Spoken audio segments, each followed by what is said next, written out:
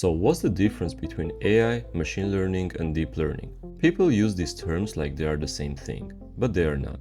Artificial intelligence, or AI, is the broadest concept. It refers to any machine that mimics human intelligence, solving problems, recognizing patterns, making decisions. Machine learning, or ML, is a subset of AI. Instead of following hand-coded rules, it learns from data.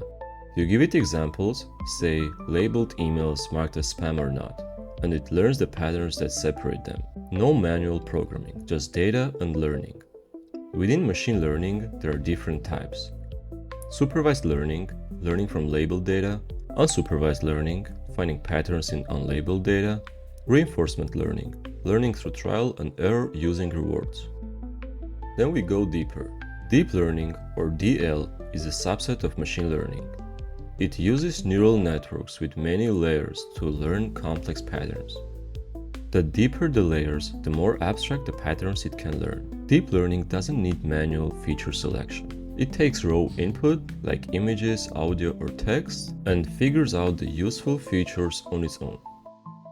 That's what powers face recognition, voice assistants, self-driving cars, and generative AI tools. But there is a trade-off. Deep learning needs a massive datasets and high computational power. Traditional machine learning, in contrast, often works well with smaller datasets and simpler models. To summarize, AI is the goal, machines behaving intelligently. ML is the method, machines learning from data. DL is a technique, machines using layered neural networks. All deep learning is machine learning. All machine learning is AI, but not all AI is machine learning and not all ML is deep learning.